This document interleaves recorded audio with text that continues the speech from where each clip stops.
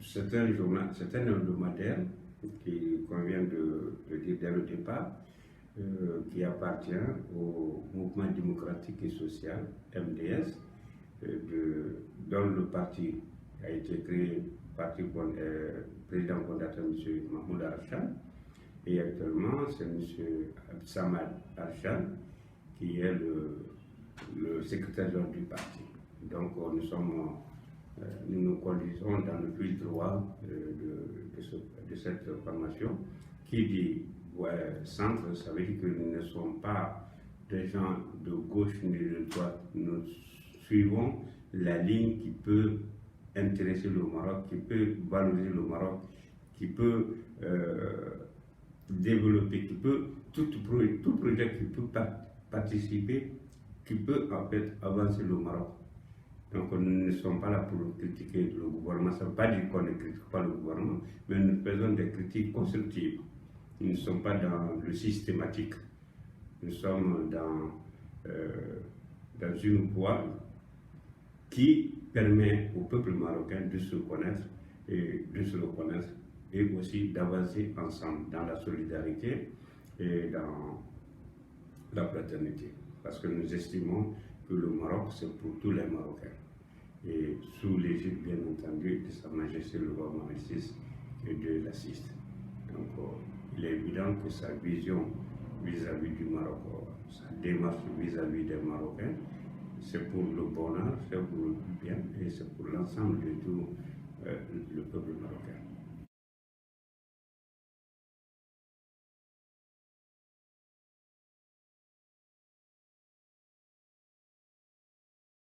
Oui, nous avons, Dieu merci, certes, c'est une question très importante pour moi, parce que quand je suis arrivé à la voie du centre, M. Mahmoud Archan, qui est maintenant le président de la présidente du MDS, il a dit, il a été le premier à parler de diplomatie parallèle et à une ouverture du Maroc vers l'Afrique.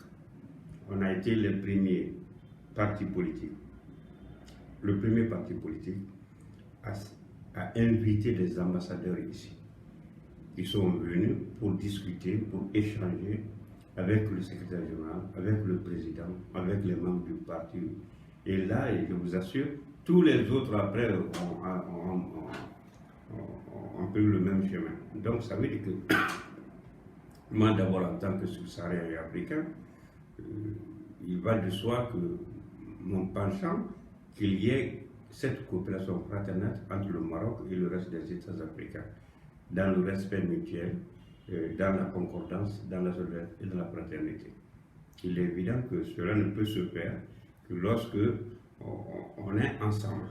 Et cette ouverture, je vous assure, le MDS a été le précurseur dans ça.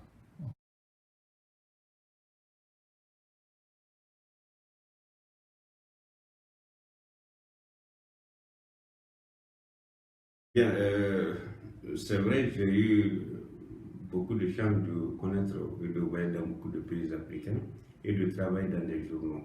Et ça m'a donné une expérience formidable. Par exemple, quand j'étais en Guinée, je travaillais à l'Indépendant.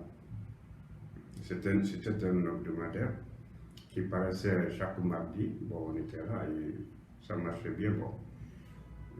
Le problème de la presse africaine, c'est qu'il y a plus de... Les gens sont souvent des journalistes alimentaires parce que c'est pas structuré, c'est pas assuré. Et puis si c'est pas assuré, c'est pas un emploi garanti. Donc parfois les donneurs d'ordre, sinon les annonceurs profitent de cette situation. J'ai eu la chance de travailler au Mali. J'ai travaillé dans un journal qui s'appelait à l'époque L'Horizon. J'ai aussi travaillé à la voix de Laurent Gbagbo, qui est du FPI en Côte d'Ivoire. J'ai aussi travaillé à Nok Short News. C'est aussi un quotidien, mais qui vraiment, il y a toute une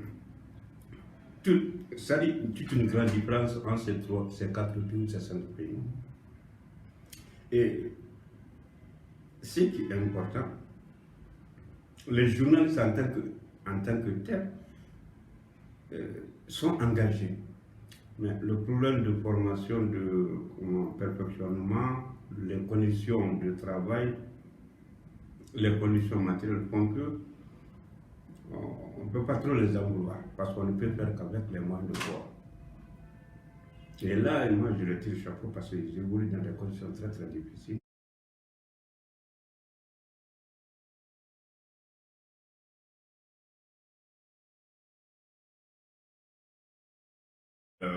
Je suis arrivé au Maroc ici. J'ai fait l'Institut supérieur de journalisme, à l'époque ISIG, qui est devenu ISIG. Et après, j'ai fait un DES, diplôme d'études supérieures, qui correspond au troisième cycle. J'ai eu à travailler dans plusieurs organes. J'ai commencé avec le quotidien du Maroc de M. Faisal Rissassi. Donc, ensuite, j'ai travaillé aussi à la Nouvelle Tribune. Mais ce n'est pas que je travaille, j'ai vraiment travaillé là-bas parce que je suis resté pendant 14 ans. Et tout naturellement, je collabore aussi avec l'opinion de l'Istiklal parce que depuis 82, quand j'étais déjà étudiant, je venais faire envoyer des petits papiers. Et à son âme, on avait Nourdine Benmassou qui s'occupait à l'époque de Page Société, celui qui faisait des télégraphes. Et maintenant, avec M. Jamal, il m'a donné une page Afrique. Après, il y a M. Atouabi qui est maintenant le directeur de l'opinion, qui m'a aussi accordé cette chance pour pouvoir continuer à travailler avec l'opinion. C'est pour ça que j'essaie de montrer,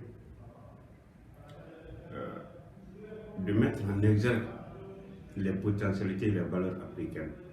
Parce que mon souci est, d'ailleurs, quand j'étais dans la Nouvelle Tribune, nous avons été les premiers encore à créer une page Afrique. Avant que Sa Majesté le roi Mohamed VI de la Suisse n'entame les périples royaux en Afrique. Et Dieu merci, quelques années, le roi s'est ouvert à l'Afrique. Il a commencé à fréquenter l'Afrique. Il a commencé à connaître encore et s'approcher plus des États frères et amis. Et résultat, tous les médias marocains maintenant ont un regard sur l'Afrique.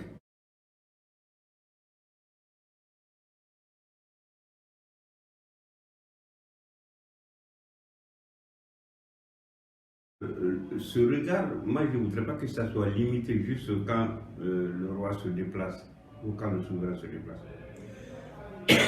Je voudrais que les médias marocains s'intéressent à l'Afrique, non pas à cause il y a la misère, non, de parler du peu de progrès que l'on fait. Ça c'est plus important, parce qu'il est plus facile de dire que c'est mal, c'est nuisible, machin. Il est très difficile de faire ressortir ce qui est bon. Et je voudrais que les médias marocains accompagnent l'Afrique, les États africains dans ce sens-là. C'est-à-dire qu'on regarde le peu, même si on fait 2 km de rue, 2 km de route, ou qu'on électrifie un village, pour nous c'est beaucoup. Peut-être pour les médias marocains ça ne veut rien dire. C'est comme un chien écrasé, ça n'a pas de sens. Malheureusement, pour moi, ma conviction n'est pas comme ça. Et dans mes pages, vous ne trouverez jamais que je parle de calamité, de famine, de maladie, d'épidémie. Non. Je parle toujours tout ce qui est positif. Moi, c'est ça mon rôle. Je n'ai pas besoin de dire à un Marocain, non, il y a l'incendie de l'autre côté où il y a ceci, cela. Non. Je voudrais, en tout cas, moi, c'est mon principe à moi. Mon principe, c'est que l'Afrique se développe. Et l'Afrique se développe de façon, on peut pas dire peut-être lente, on peut le dire. Mais ce qui est vrai, il y a beaucoup de choses qui sont en train de se faire en Afrique. On va parler de démocratie, on va parler de liberté d'expression, on va parler des droits de l'homme. Il est vrai que liberté, droits de l'homme sont des expressions ou des concepts qu'on peut l'adapter à chaque pays. Parce qu'il faut avoir juste un regard nouveau par rapport à ce qui s'était passé, là où nous sommes arrivés.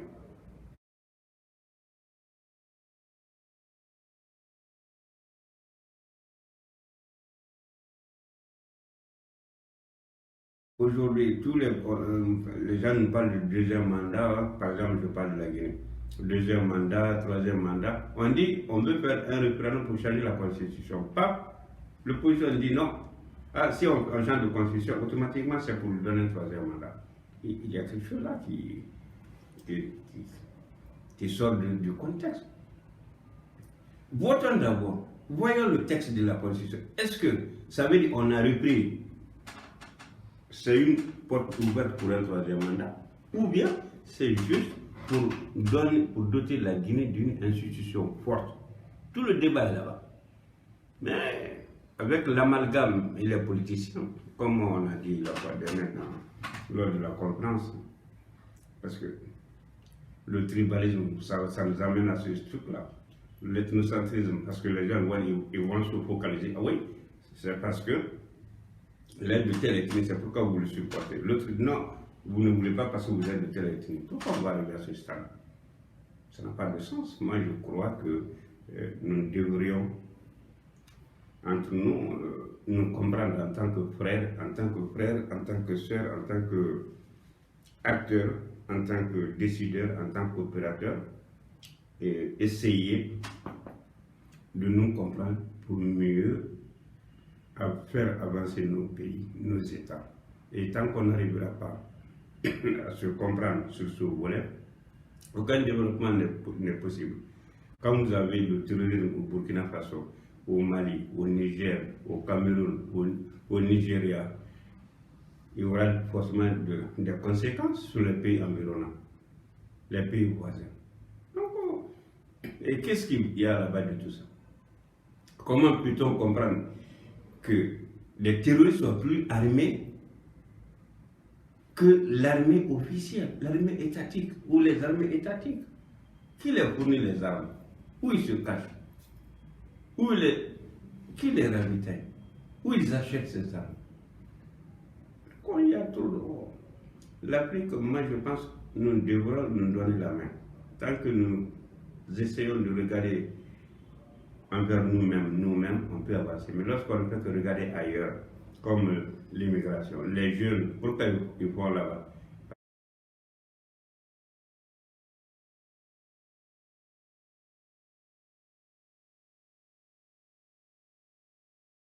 Parce que je regarde que sur Facebook, il y a quelqu'un qui apparaît. Oh, Paris, je suis là. L'enfant croit que là-bas, il n'y a que le bonheur. Alors, quand il est le gars, il dort dans la rue. Il passe, on ne sait même pas comment il vit. Quand je vois des parents qui dépensent plus de 50 000, 100 000, 50 000 dirhams, pour que, en convertissant, quelqu'un paye 3 000, 4 000 euros pour voyager. Avec 4 000 euros, ça peut leur permettre de faire un petit job, de créer une petite structure.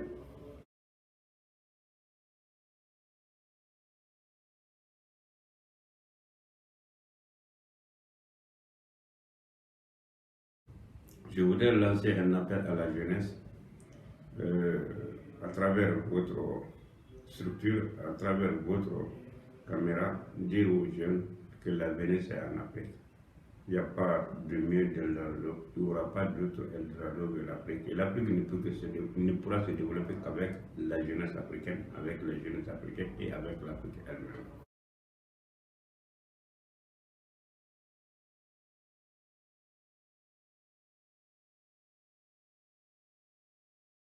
En tant que produit de la coopération maroco-guinéenne, ou guinéo-marocaine, selon le cas où on se situe, parce qu'en tant que marié à une Marocaine, avec des enfants guinéo-marocains,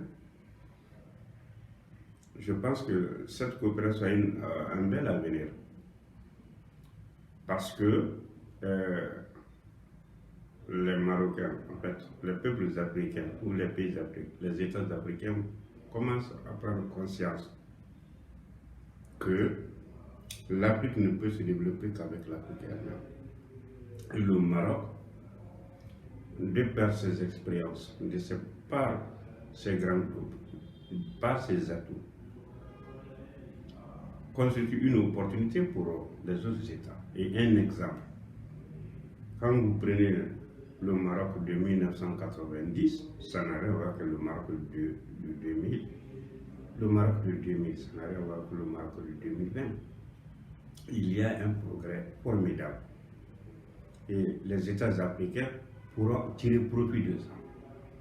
Et cette coopération, elle est solidaire et fraternelle. Quand vous prenez un exemple très typique, on a le gazoduc Maroc-Nigeria.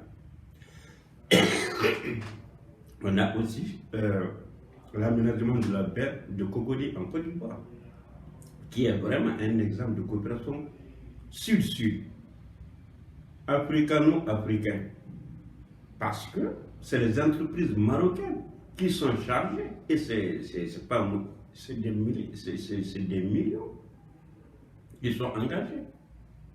Donc ça veut dire que l'Afrique peut se développer à partir de ses propres groupes. La Guinée, on a vous avez le management qui est en Guinée pour l'exploitation de l'or. Vous avez aussi l'expérience en matière d'eau et d'électricité de l'ONER, qui est de l'ONE, qui est l'Office national d'eau et d'électricité, qui contribue à l'approvisionnement de certains États. Vous avez également l'Agence marocaine de coopération internationale, qu'on ne peut pas ignorer, à travers laquelle combien de cadres sont maintenant formés au Maroc. Donc, et ce qui est intéressant, c'est que chaque année, le nombre de boursiers africains augmente. Parce que le Maroc, dès le départ, a compris que l'éducation, c'est la base du développement. Donc, en formant les futurs cadres, en formant les jeunes africains, je pense que cette coopération se solidifie, se consolide d'année en année. Et le meilleur est à venir parce qu'il y a maintenant beaucoup de perspectives. Et le Maroc s'est inscrit dans cette logique comme quoi l'Afrique, on est ensemble. Vous avez animé dernièrement une conférence sur le tribalisme. Justement, un petit mot sur ces pratiques qui persistent encore en Afrique.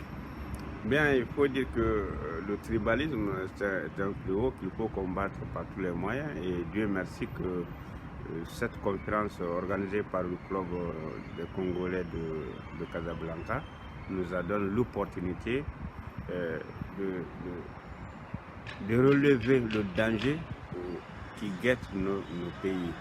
Et cette prise de conscience par les jeunes, moi ça m'a beaucoup plu parce que la détribalisation participe au développement, contrairement à l'ethnocentrisme, contrairement au régionalisme, parce qu'il est question désormais l'homme qu'il faut à la place qu'il faut.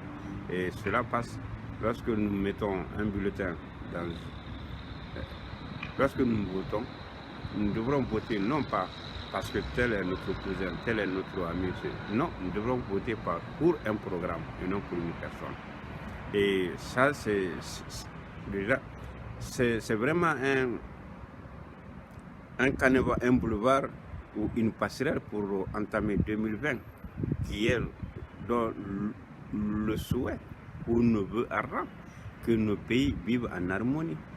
Que, comme beaucoup de chefs d'État l'ont dit, ils ont tous promis que l'année 2020 soit une année de paix, une année de sécurité et une année de fraternité. Et que l'année 2020 soit consacrée au développement et non au clivage politique. Et que 2020 apporte plus de bonheur avec la participation de l'ensemble de la population. Parce qu'on ne peut pas développer un pays si il y a une partie de la population qui est exclue. Je pense que c'est un message fort et je sais que beaucoup de nos concitoyens, beaucoup de personnes, et surtout la jeunesse africaine, parce que ils ont dit ça, et je suis d'accord avec eux, parce que il faut qu'on donne de nouvelles perspectives aux jeunes pour qu'ils ne s'adonnent pas à l'immigration clandestine. Et là, c'est là moi je suis d'accord avec eux. Parce que quand ils disent nous voulons que cette jeunesse participe au développement, cette jeunesse ne peut pas participer au développement s'il n'y a pas de travail, il n'y a pas d'emploi, il n'y a pas d'embauche. Et le fait que nos chefs d'État tous émettent ce vœu que la jeunesse participe au développement de leur pays, je pense que 2020 pour moi c'est quelque chose de fabuleux. Et la conférence des jeunes de Casablanca nous a donné cette ouverture pour parler justement de cette intégration, de cette prise de conscience qu'on est des frères, on n'est pas des ethnies. On est des frères, on n'est pas des tribus. On est des frères, on n'est pas des clans. On est des frères, on n'est pas des régionaux. Et ça, c'est un message fort qu'il convient pour ce début de 2020 de véhiculer dans l'ensemble de l'Afrique.